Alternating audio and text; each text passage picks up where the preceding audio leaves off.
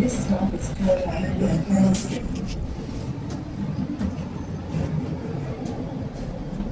All right, thank you. Have a good night. Appreciate it. So, they got their the people that is used to send on the bus. So they send a mentally injured woman on the bus. But of course, they pay her, right? Because as we get to my stop, she starts pinching her nose and covering her nose, right? That's why I had to start recording. When I talk about recording, the people who they use a variety of people, right? This is the part of the coercive persuasion program. All right. And so when I was on the other bus, like I was saying, the New York Predator Department, going back and forth, then you had a black unmarked predator police vehicle with two Sambos in there. All right. They passed the bus, turned on their lights, and then they made a U-turn and drove by slowly so I could see them.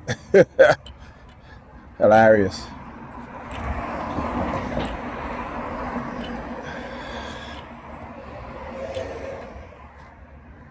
The one thing about my people that not only us black people should understand is that we have been conditioned to have a follower's mindset, right? And that's not to follow good leadership, not anymore, but to follow bad leadership, to follow and behave in the same way as the white supremacists towards each other. All right. So I talk about this whenever, what the white supremacists don't want in black communities and black men and black women and black children and in black families are goodness. They don't want good black men and good black women. Right? Not nice, but good black men and good black women. They don't want good black families. It is incumbent that they create this mindset within us, right? Because when you look at the profits that they get from us being programmed the way that we're programmed, you should understand. Like I always say, go and look at the research. Go and look at the yes, my brother. Go and look at the research. Go and look at how much money black women spend every year, and you will see. Go and look at how much loans black women take out for a variety of factors, and you will see. So they are heavily vested in conditioning our women a certain way, right? Because they are profitable, right? They are highly profitable. So we should understand that. In a capitalist society such as this one, which has extreme greed, it got to the point where even white people, middle-class white people, are now being driven to the lower middle class, right?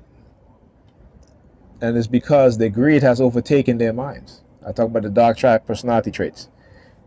Now that technology has advanced to the point where, their profit within the next decade will go up exponentially, and the wealth gap will go up even further amongst black men and women and white men and women, right? It will go up by another $100,000. So that means the average white family by the year 2035 will have close over $300,000 in wealth, while black families will go down to about $5,000. This is something that they don't want to talk about. It's something that they don't want to put on the news, but it is what it is. Anyhow, talk to you guys in the next video. Yeah, my brother. How you feeling? All right. See you, baby. Just finishing up my videos, man. A video? Yeah, I was just not vlog. Oh, okay. Okay, you been vlogging. Okay. Yeah. So listen, I was saying, right? Within the next decade, the income gap between black families and white families will go up. Would there be another $100,000 in separation? I really would. So by the year 2035, white families, average white families, Right. will have over actually close to $400,000 in wealth, while the average black family will go down to about $5,000. When you say wealth, what you mean by that? I mean, like wealth. save money in a save money. Yeah, okay. yeah. So for example, if you lose if an average black family, if one person loses their job, right? It's going to make it much more difficult for them to even, let's say they own a house, for them to even keep that house. Right. Right. So right now, black family have about 6 months to a year in savings. By the year 2035, they won't be able to do that. Wow. I believe that. Right. I believe it. But but we ignore these things, right? And there's a reason for it. There's a lot of things our people ignore. Yeah. They only pay attention to what's going on in the neighborhood instead of the world. But it's our conditioning. You know what I'm saying? I agree with that as well. I was talking to a brother and I said to him that I said, do you understand that how we are conditioned, right? And the fact that how we are right now in this environment when we should have a more urgency, but we're lax and we don't think about it, is not only because of psychological conditioning, but it's also because of biological factors, right? And it's generational as well. Right. I was just saying that. Right. And what that boils down to, so the medical term is called epigenetics.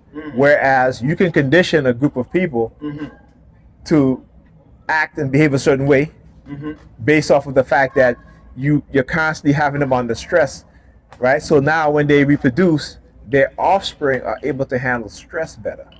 So now you can the future generation, you can have them under more stress, and they won't fight back. But we call that the power of persuasion. More than just the power of persuasion, my brother. You don't think that's persuasion? It's not persuasion. When it's been bred into your DNA, it's not persuasion. But I'm talking about it's scientific. The origins of the DNA. I'm talking about. No, it's scientific. It's understanding how it's like how you can breed dogs to have certain traits. You can do it with us. Okay. Okay? Yeah. Understand that. All right?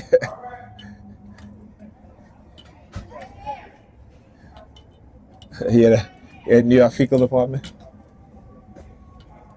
Yeah, New York fecal department. Whatever I hit the nail on the head, they'll automatically start making noise.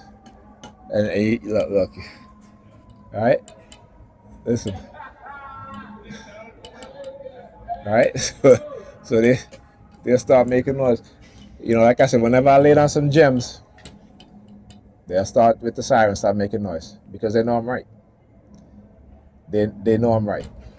Anyhow, talk to you guys in the next video.